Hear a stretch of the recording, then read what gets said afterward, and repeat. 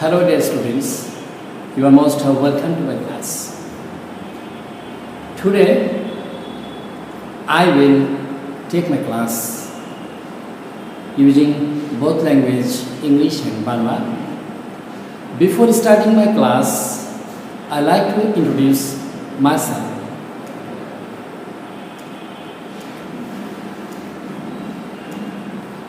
Dear students, this is S. Mahbubur Rahman, lecturer in English, Mongla Government College, Mongla. My cell phone and email address has been given on the screen. If you need, you can write down.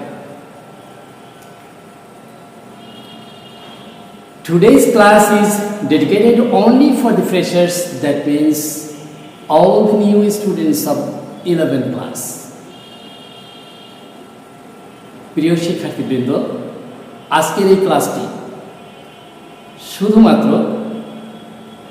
নবীন যে সমস্ত ছেলেমেয়েরা একাদশ শ্রেণীতে ভর্তি হয়েছে তাদের উদ্দেশ্যেই আজকের ক্লাস। সকল ছাত্রছাত্রীদেরকে অভিনন্দন জানাচ্ছি আমার ক্লাসে। আজ ক্লাসে শুরুতেই তো কিছু গুণী মানুষের, পৃথিবী বিখ্যাত মানুষের কিছু কথা বলা দরকার। আর সেই গুণী মানুষের মধ্যে নিশ্চয়ই তোমরা পৃথিবী বিখ্যাত ব্যক্তিত্ব নেলসন ম্যান্ডেলার কথা শুনেছ। আর নেলসন ম্যান্ডেলা তিনি শিক্ষা সম্পর্কে একটা চমৎকার কথা বলেছিলেন। সেই কথাটি হলো, education is the most powerful weapon which you can use to change the world. অর্থাৎ শিক্ষা হলো শক্তিশালী অস্ত্র, যে অস্ত্র ব্যবহার করে তুমি পৃথিবীটাকে পাল্টে দিতে পারো।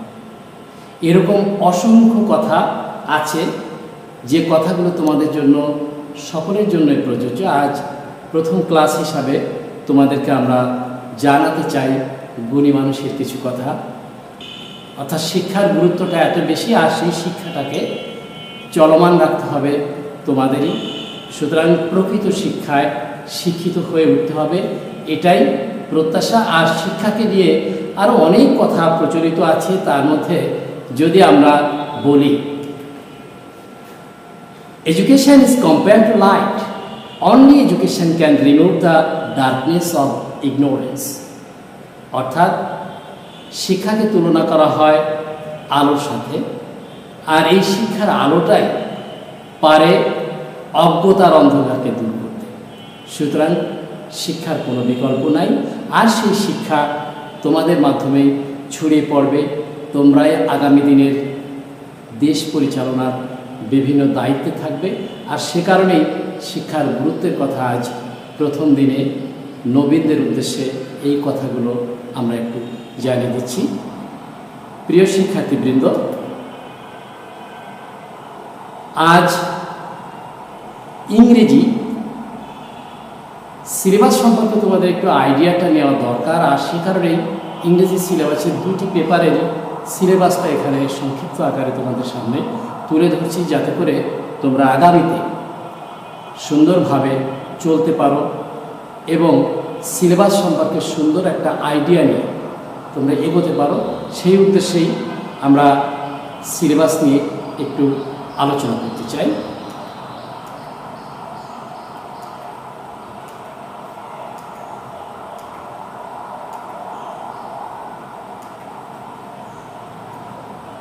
Dear students, syllabus of English first paper and second paper, batch 22, session 22 to 2021. That means this syllabus is only for you. English first paper details full marks 100. From comprehension, you will get 35 marks. The first question, first number of question, you will find first comprehension, where 15 marks will be set, and there will be two types of question. Number one, choose the correct form alternatives. From alternatives, 5 marks. And short questions answer 5 into 2 10 marks.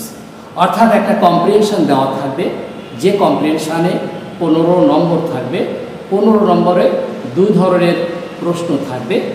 একটি প্রশ্ন থাকবে, তোমাকে একটি প্রশ্ন দেওয়া থাকবে, সেই প্রশ্নের 4টি অল্টারনেটিভ উত্তর দেওয়া থাকবে, তার মধ্য থেকে সঠিকটি বেছে নিতে হবে।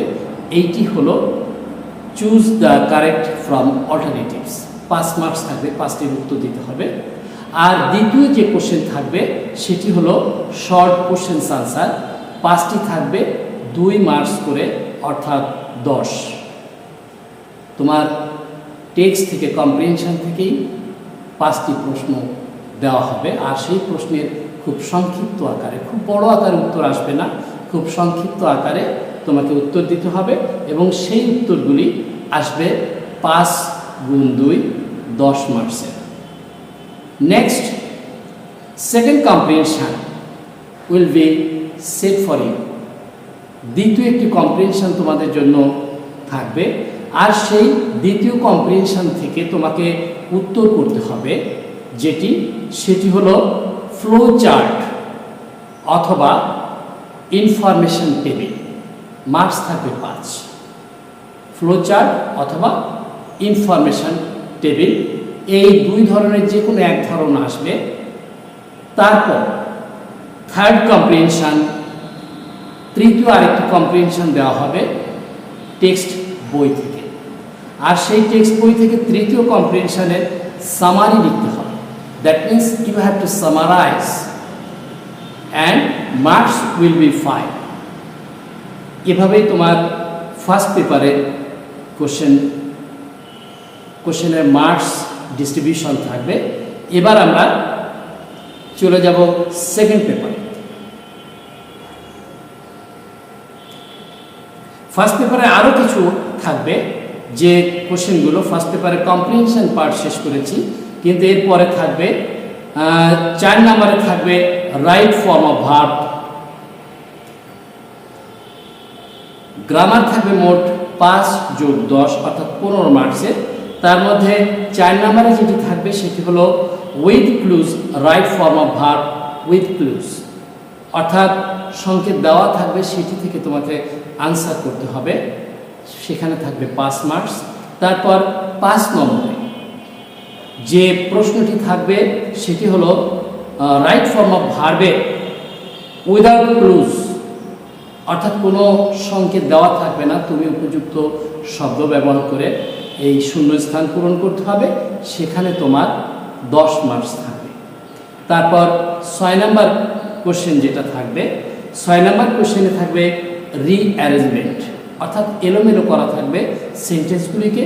সেই সেন্টেন্সগুলিকে তোমাকে সাজিয়ে লিখতে হবে একটা নিয়ম অনুসারে। সেই নিয়মটা যাতে করে একটা সুন্দর প্যারাগ্রাফে রূপান্তরিত হয়, ধারাবাহিকতা বজায় থাকে, এবং সেটি 10টি প্রশ্ন দেওয়া থাকে এলোমেলো করে। সেই 10টি সেন্টেন্সকে সুন্দর করে সাজিয়ে লিখলেই একটি বোধগম্য এবং সুন্দর একটি প্যাসেজে রূপান্তরিত হবে। সেটি হবে রিঅ্যারেঞ্জমেন্ট, অর্থাৎ পুনরায় সন্নিবেশন করা বা সাজিয়ে লেখা। সেখানে থাকবে 10 মার্কস। তারপর 7 নম্বর, question number 7, you have to write a paragraph. তোমাকে একটা প্যারাগ্রাফ লিখতে হবে 10 মার্কসের, কোশ্চেন বেসড, অর্থাৎ তোমাকে কিছু কোশ্চেন দেওয়া থাকবে, আর সেই কোশ্চেনের উত্তর অনুযায়ী তোমাকে প্যারাগ্রাফটাকে সাজিয়ে লিখতে হবে, যাতে করে প্যারাগ্রাফটা মানসম্মত হয়। এবং ওই কোশ্চেনগুলির উত্তরগুলো থাকতে হবে অবশ্যই একটু ডিটেলস থাকবে, এবং সেখানে একটা নির্দিষ্ট সংখ্যক শব্দের কথা বলে দেওয়া থাকে, কখনো কখনো আবার কখনো দেওয়া থাকে না। কিন্তু তোমাকে একটা সুন্দর একটা প্যারাগ্রাফ লিখবার জন্য তোমাকে সেরকমভাবে ওই কোশ্চেনগুলোর উত্তর যাতে থাকে সেটা মাথায় রেখে তোমাকে প্যারাগ্রাফটা লিখতে হবে।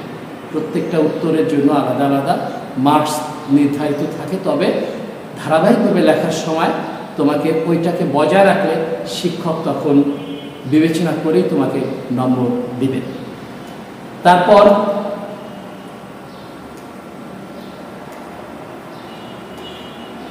Question number 8, completing story.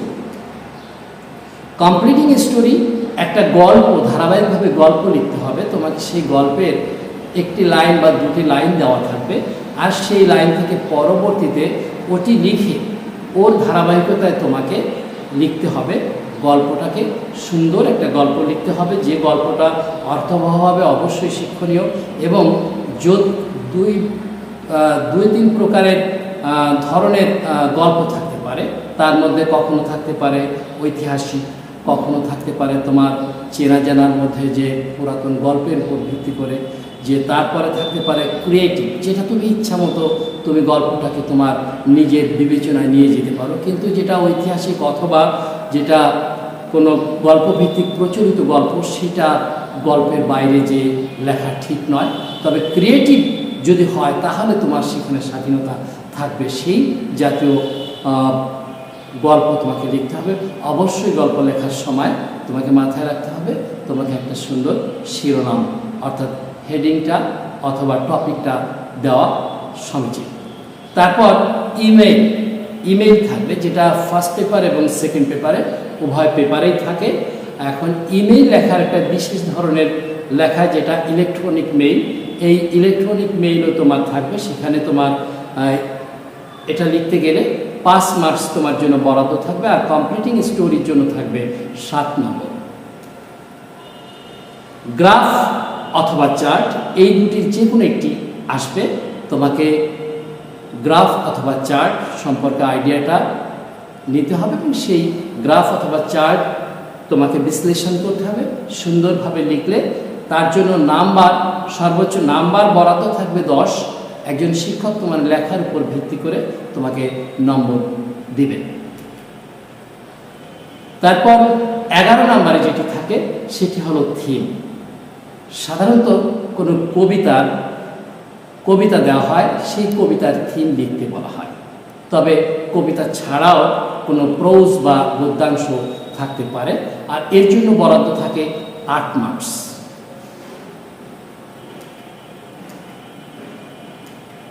Dear student, first paper's marks distribution and syllabus has already been told. Now I am going to discuss about second paper's syllabus and marks distribution.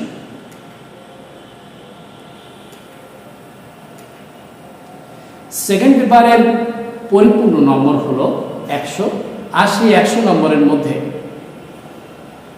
60 marks অর্থাৎ 60 মার্কস বরাদ্দ থাকে গ্রামারের জন্য।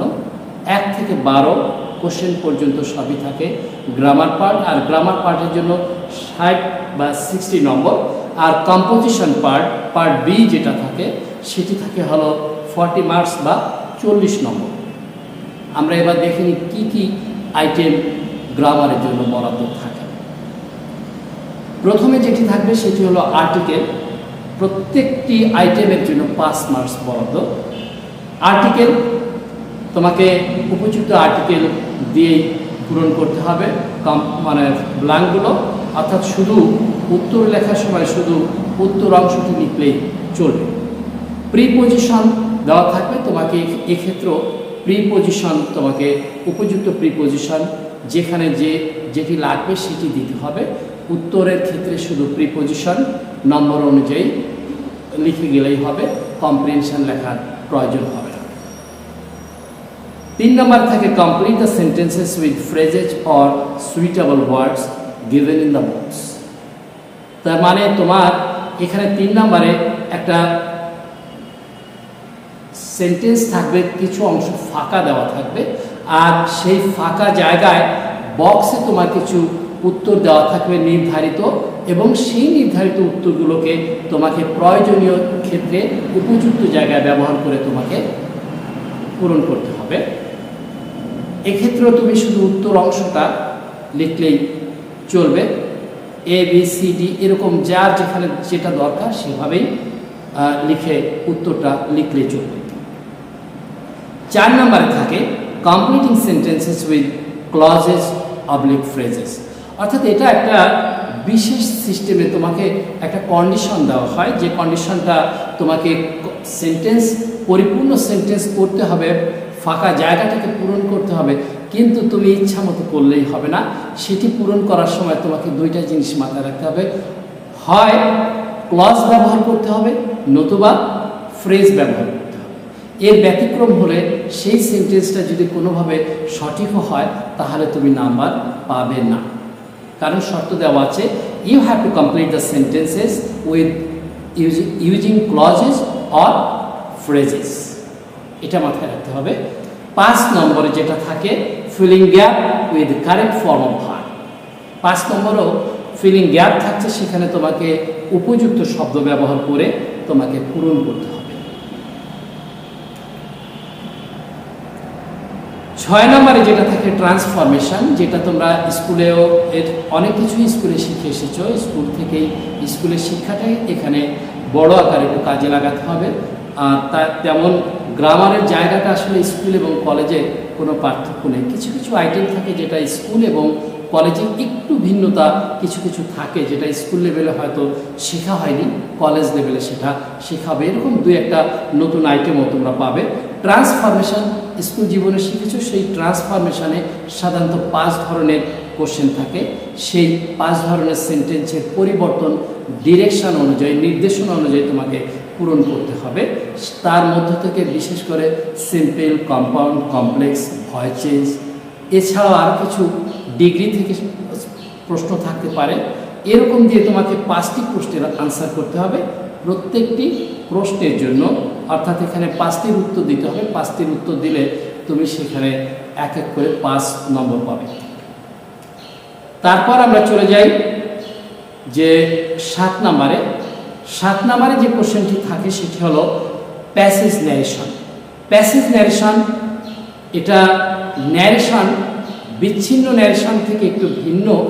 আমরা school জীবনে অথবা যে কোনো সময় শুরুটা সাধারণত করে থাকি বিচ্ছিন্ন বা ডিটাচড ন্যারেশন শেখার মাধ্যমে, কিন্তু এই জায়গায় তোমাকে একটা প্যাসেজ ন্যারেশন দেওয়া থাকবে, সেই প্যাসেজ ন্যারেশনের তোমাকে আনসার করতে হবে, ন্যারেশনের নিয়ম অনুযায়ী তোমাকে ন্যারেশনের মাধ্যমেই এর সলিউশনটা বা সলভ করতে হবে। তারপর থাকবে pronoun reference. It's a new item to you perhaps. Pronoun reference এটা একটা বিশেষ ধরনের ব্যবহার, এই ব্যবহারটা তোমাদেরকে শিখতে হবে। আমার যতটুকু জানা প্রোনাউন রেফারেন্স তোমাদের স্কুল জীবনে ওরকমভাবে স্পেসিফিকভাবে শেখানো বা তোমাদের আইটেমের মধ্যে নেই, এটা একটা নতুন আইটেম, এইচএসসি লেভেলে তুমি পাবে। প্রোনাউন রেফারেন্সে প্রোনাউনের সঠিক ব্যবহারটা তোমাকে শিখতে হবে। তারপর আরেকটি আইটেম যেটা আসছে modifier, I think it is also a new item to you. মডিফায়ারটাও তোমাদের কাছে একটা নতুন, এবং এই মডিফায়ারটা খুবই গুরুত্বপূর্ণ।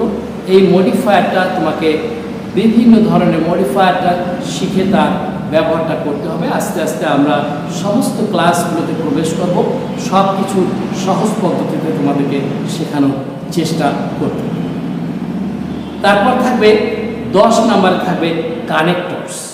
এটা কখনো কখনো লিঙ্কিং ওয়ার্ড নামেও থাকে, যেটা স্কুল জীবনে তোমরা হয়তো লিঙ্কিং ওয়ার্ড হিসাবে শিখেছ, সেইটি কানেক্টরস নাম ধারণ করে ইন্টারমিডিয়েটে এটা তোমরা পাবে। এবং কানেক্টরসটা এখানে বিশেষ করে বেশি ব্যবহার থাকে সিম্পল, কম্পাউন্ড, কমপ্লেক্সে যে শব্দগুলো তোমাকে সংযোগ রক্ষাকারী শব্দ হিসাবে ব্যবহৃত হয় সেটি ব্যবহার করতে হবে।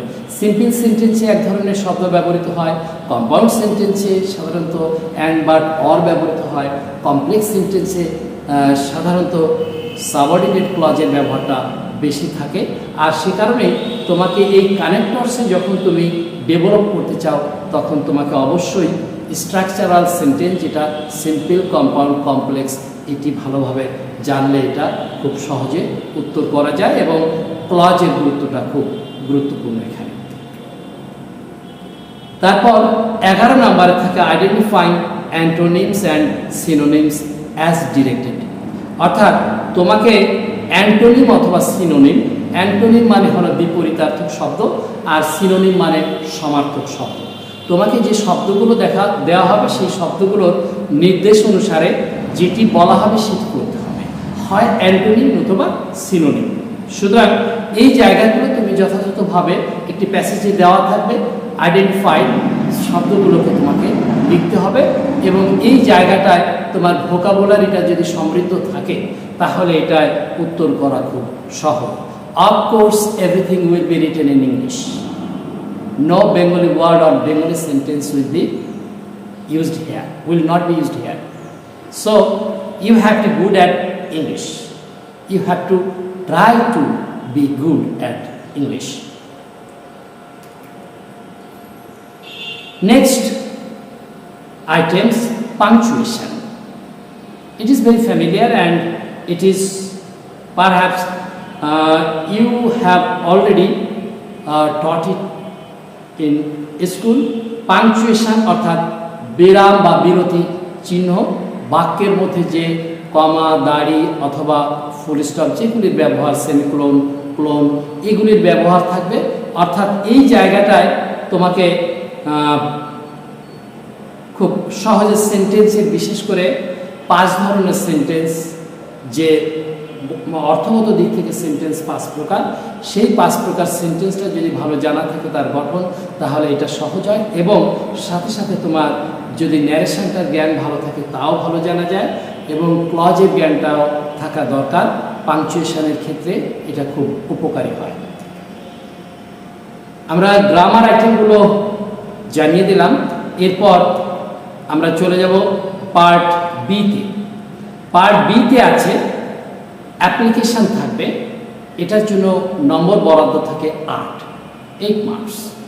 অ্যাপ্লিকেশান এটা যে কোনো ধরনের অ্যাপ্লিকেশান আসতে পারে, ফর্মাল, বিশেষ করে কোনো চাকুরির ক্ষেত্রে হতে পারে অথবা কোনো স্কুল কলেজে কোনো চাকরি হতে পারে, যে কোনো প্রতিষ্ঠানে চাকরি হতে পারে অথবা ছুটির জন্য আবেদন হতে পারে অথবা দেখা যাচ্ছে তোমার যে কোনো ধরনের প্রয়োজনীয় ক্ষেত্রে যে আবেদন করার ক্ষেত্রে যে ডিমান্ডগুলো চাওয়া সেই অনুযায়ী তোমার আসতে পারে। অ্যাপ্লিকেশান তোমার জন্য বরাদ্দ থাকবে 8 মার্কস। তারপর থাকবে report writing. It's a new system of writing, এটা একটা নতুন সিস্টেম। রিপোর্ট রাইটিং একটা নির্দিষ্ট ফরম্যাটে লেখার একটা সিস্টেম আছে, যেটা আমরা প্যারাগ্রাফ অথবা যে এসে অথবা কম্পোজিশন যেভাবে লিখি সেভাবে লেখা নয়, একটা বিশেষ ধরন মেনটেন করা হয়। আর সেই ধরন মেনটেনের জন্য এটার নাম রিপোর্ট রাইটিং। এটা ক্লাসে ডিটেইলিং করা হবে, আর সে কারণেই দেখা যাচ্ছে যে রিপোর্ট রাইটিংয়ের একটা বিশেষত্ব থাকলেও অন্য লেখার থেকে এই লেখাটার একটা ভিন্নতা থাকে, আর এর জন্য নম্বর বরাদ্দ থাকে 8। এরপর থাকবে প্যারাগ্রাফ রাইটিং থাকে। প্যারাগ্রাফটা ফার্স্ট পেপারও থাকে, সেকেন্ড পেপারও থাকে। সুতরাং যে কোনো একটা বিষয় দিয়ে দেওয়া হবে, সেই বিষয়ের উপর তোমাকে প্যারাগ্রাফ লিখতে হবে। সুতরাং সেই প্যারাগ্রাফের ধারণাটা পূর্ব থেকে তোমার থাকলে লিখতে সুবিধা হবে, আর না থাকলে তো তোমাকে যে একটু পরিশ্রম করতেই হবে, পড়াশোনা করতে হবে, পড়াশোনার কোনো বিকল্প নাই। প্যারাগ্রাফ যত বেশি জানবে শুনবে ততটা তুমি এই জায়গায় পারদর্শী হতে পারবে। তারপর সর্বশেষ যে আইটেম যেটি থাকে সেটি হলো শর্ট কম্পোজিশন, যেটা অনেক আগে এসে হিসাবে প্রচলিত ছিল, কিন্তু এসে শব্দটা এখন আর ব্যবহৃত হয় না। তবে এসে এবং কম্পোজিশনের মধ্যে কিছুটা রাইটিং পার্থক্য আছে, তারপরও ওটাকে আমরা ধরে নিতে পারি সেই এসে, কিন্তু খুব বিশদ আকারে হবে না, শর্ট কম্পোজিশন আকারে লিখতে হবে। নির্দিষ্ট করে শব্দ দেওয়া থাকে, 200 থেকে 250 শব্দের মধ্যে তোমাকে লিখতে হবে শর্ট কম্পোজিশন। আর এই শর্ট কম্পোজিশন এর জন্য নম্বর বরাদ্দ থাকে 14। Dear students, we have already discussed and told about syllabuses and marks distribution. Now I am going to say something about to do better in English you should emphasize to learn these items. অর্থাৎ যদি তুমি ইংরেজিতে ভালো করতে চাও তাহলে আমার ব্যক্তিগত পরামর্শ, এই যে আইটেমগুলো এখানে উল্লেখ করছি এই আইটেমগুলোতে তোমাকে একটু পারদর্শী হতে হবে, তাহলে ইংরেজিটা আমি আশা করি তোমার কাছে খুব সহজ হয়ে উঠবে। প্রথমত যে পার্টস অফ স্পিচ, প্রত্যেকটা ছেলে মেয়েদের জন্য, প্রত্যেকটা মানুষের জন্য ইংরেজি ভাষার জন্য parts of speech is very essential. Parts of speech 8 প্রকার, তোমরা নিশ্চয়ই জানো। সেই 8 প্রকারের মধ্যে 4 প্রকার বেশি গুরুত্বপূর্ণ। সেই 4 প্রকারের গুরুত্বটা সারা জীবন তোমাকে কাজে লাগাতে হবে, বেশি লাগবে। আর এই কারণেই এখানে একটু জোর দেওয়ার কথা বলেছি। Parts of speech specially to emphasize on the 4 parts of speech name noun, verb, adjective and adverb. তার মানে এই 4টি পার্টস অফ স্পিচ এতটাই গুরুত্বপূর্ণ তোমার ভাষা, তোমার ইংরেজি ভাষাকে সমৃদ্ধ করার জন্য, সুন্দরভাবে সঠিকভাবে লিখবার জন্য এই 4টি পার্টস অফ স্পিচ খুবই জানা গুরুত্বপূর্ণ। এদের সম্পর্কে, এদের ব্যবহার, এদের যাবতীয় জায়গাটা তোমার নখদর্পণে থাকা দরকার। আর সে কারণে তোমার ইংরেজির জন্য সর্বপ্রথম যেটি দরকার সেটা হলো পার্টস অফ স্পিচের জ্ঞান। তারপর সেন্টেন্স ছাড়া আমরা অনেক সময় অনেকভাবে কথা বলতে পারি। আমাদের মানুষের সামনে কথা তুলে ধরবার জন্য দেখা যাচ্ছে যে আমরা ব্যক্ত করলে হয়তো বুঝলো, কিন্তু না, ইংরেজি ক্ষেত্রে অথবা তুমি যদি সঠিক ইংরেজি যদি ব্যবহার করতে চাও তাহলে of course you have to know some rules. তোমাকে কিছু নিয়মকানুন জানতে হবে, সেন্টেন্সের গঠন জানতে হবে, সেন্টেন্স জানতে হবে। আদারওয়াইজ তোমার শব্দটা, তোমার কথাটা কখনোই গ্রহণযোগ্যতা পাবে না। সেন্টেন্সের ক্ষেত্রে 2 ধরনের সেন্টেন্স আমরা দেখতে পাই। একটা হলো অর্থগত দিক থেকে সেন্টেন্স 5 প্রকার, সেটি নিশ্চয়ই জানো, assertive, interrogative, imperative, optative, exclamatory. আর গঠনগত সেন্টেন্স হলো 3 প্রকার, সেটি হলো সিম্পল, কম্পাউন্ড, কমপ্লেক্স। এখানে আমি বিশেষভাবে নজর দিচ্ছি, জোর দিচ্ছি, সেটি হলো তোমার ভবিষ্যতের যে ক্লাসগুলো আছে, তোমার গ্রামার আইটেম আছে, তার মধ্যে এই স্ট্রাকচারাল সেন্টেন্সের এই দিকটা একটু বেশি জোর দিতে হবে, এটা সম্পর্কে ভালো জানতে হবে, তাহলে বাস্তব জীবনে বেশি কাজে লাগবে। Simple, compound and complex. টেন্সের জ্ঞানটা জানা খুব দরকার। টেন্স ছাড়া, অর্থাৎ আমি যখন যে কাল, যে বর্তমান, অতীত এবং ভবিষ্যৎ, এই 3টি কালের উপর তো যে কোনো বাক্য বলা হয়, সেই টেন্সের জ্ঞানটা যদি না থাকে তাহলে তো আমার কখনোই কোনো কথা সুন্দর হবে না, কখনোই কথা পরিপূর্ণতা পাবে না, কখনোই অর্থপূর্ণ কথা আসবে না। এই জন্য টেন্সের জ্ঞানটা থাকা খুব দরকার। Next, change of voice. Change of voice, voice চেঞ্জের ক্ষেত্রে তোমার এই ভয়েসের, যেটা স্কুল জীবনে শিখে এসেছো, প্রচুর পরিমাণে ব্যবহার আছে ভয়েস চেঞ্জের। আর সেই ভয়েস চেঞ্জের জ্ঞানটা তোমার খুব জানা জরুরি। তারপর আমরা চলে যাই ক্লজ। ক্লজ আমাদের জন্য খুবই গুরুত্বপূর্ণ জানা, কারণ ক্লজটা এতই গুরুত্বপূর্ণ, পরবর্তীতে আমরা যখন গ্রামার আইটেম যখন আমরা করব তখন সেক্ষেত্রে ক্লজের ব্যবহারটা এত বেশি যে সেই ক্লজের জ্ঞানটা আমাদের খুব দরকার। তোমরা জানো ক্লজ 3 প্রকার, যে সেই 3 প্রকার ক্লজের মধ্যে principal clause, subordinate clause and coordinate clause. তার মধ্যে থেকে প্রিন্সিপাল ক্লজ এবং সাবঅর্ডিনেট ক্লজ খুবই গুরুত্বপূর্ণ, কারণ কমপ্লেক্স সেন্টেন্স কখনোই যে সাবঅর্ডিনেট ক্লজ ছাড়া হয় না, এবং মেইন ক্লজ থাকতেই হবে বা প্রিন্সিপাল ক্লজ। আর কম্পাউন্ড সেন্টেন্স তো অবশ্যই যে মেইন ক্লজের ব্যবহার বা প্রিন্সিপাল ক্লজের ব্যবহার, এবং অ্যান্ড, বাট, অর এর আগে এবং পরে উভয় জায়গায় যে প্রিন্সিপাল ক্লজ থাকে। সিম্পল সেন্টেন্সে কোনো ক্লজের ব্যবহার থাকে না। এই জন্য ক্লজের জ্ঞানটা খুব জানা দরকার। এছাড়া আরও কিছু জিনিস আছে যেটা জানা ভীষণ দরকার। Interchange of parts of speech. Interchange of parts of speech very important, কারণ তোমার যখন ফিল ইন দ্য গ্যাপস অথবা যে কোনো কথার ক্ষেত্রে কখনো কোনো শব্দের ব্যবহার করতে গেলে যে জায়গায় আমার লাগবে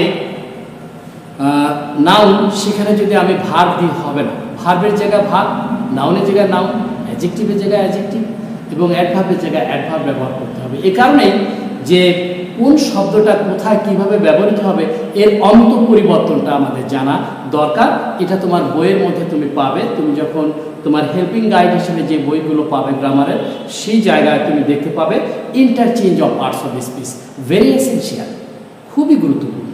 এবং এটা প্রত্যেকটি ছেলেমেয়ের এটা জানা খুবই দরকার এবং ইংরেজি ল্যাঙ্গুয়েজটাকে, ইংলিশ ভাষাটাকে যদি সমৃদ্ধ করতে হয় এটার ব্যবহার খুবই জরুরি। এনরিচিং ভোকাবুলারি, শব্দ ভাণ্ডার সমৃদ্ধ করা। শব্দ ভাণ্ডার যদি আমার না থাকে তাহলে আমি ইংরেজিতে লিখব কি? আমি তো আর বাংলায় লিখব না, লিখবো ইংরেজি, সুতরাং আমার ইংরেজি শব্দ জানতে হবে। ইংরেজি শব্দ যত বেশি জানবো ততটা আমি ইংরেজি ভাষায় পারদর্শী হব। এই জন্য you should be very careful to vocabulary. You should enrich your vocabulary. তোমার ভোকাবুলারিটাকে সমৃদ্ধ করা উচিত। তারপর যে আইটেমটার উপর জোর দিয়েছি সেটি হলো regular grammatical practice should be continue. গ্রামারটা এমনই যে তুমি চর্চায় না থাকলে সেটি তোমার জন্য কাল হয়ে দাঁড়াবে। তুমি সহজ জিনিসগুলো ভুলতে বসবে এবং ভুল প্রয়োগ হবে। এই জন্য গ্রামারের প্র্যাকটিসটা রেগুলারিটি মেনটেন করা উচিত। ডিয়ার স্টুডেন্ট, আজকের এই দিনে তোমাদেরকে লেখাপড়ার বিষয়ে যেটুকু বলেছি খুব সুনির্দিষ্ট কোনো জায়গায় প্রবেশ করবো না, তবে একটা ছোট্ট একটা জায়গায় একটু প্রবেশ করব, সেটি হলো structural differences between Bangla and English. Bangla এবং ইংরেজির ক্ষেত্রে যে গঠনগত পার্থক্য আছে সেটি নিয়ে আমরা সামান্য একটু কথা বলি। আজকের এই দিনে আমি আশা করি তোমাদের এই জিনিসটি অনেক সময় উপকারে আসবে। Sentences Bengali structure and English structure is completely different. যে ইংরেজি এবং বাংলার ক্ষেত্রে তাদের গঠন সম্পূর্ণ আলাদা। Most of the time general structure of sentence, একটা ইংরেজির ক্ষেত্রে যে সাধারণ যে সেন্টেন্স করা হচ্ছে সেটি হলো subject, verb, object plus extension অথবা আদার্স। যেমন আমি ভাত খাই, আমি, আই, এটা সাবজেক্ট, ভাত রাইস এটা অবজেক্ট, খাই ইট এটা ভার্ব। এখন এই সেন্টেন্সটাকে যদি বাংলার গঠন অনুসারে যদি আমি ইংরেজি করি তাহলে কি দাঁড়ায়? সেটি দাঁড়ায় আই রাইটস।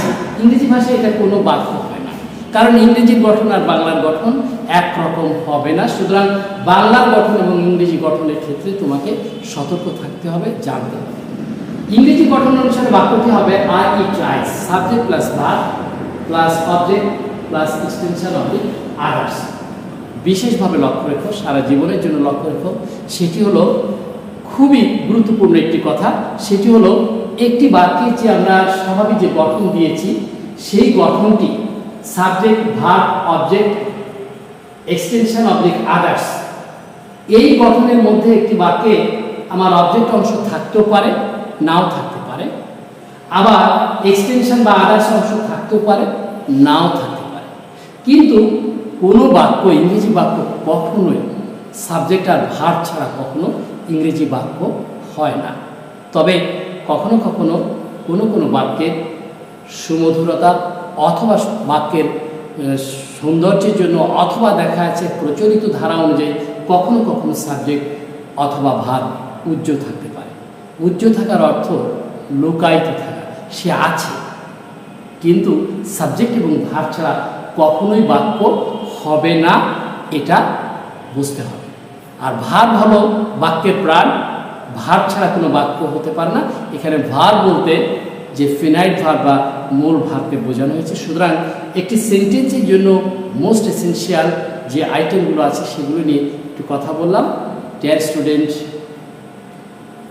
আমরা তোমাদেরকে এই প্রথম দিনের এই ক্লাসে আমাদের যে ক্লাসগুলো আমরা তোমাদেরকে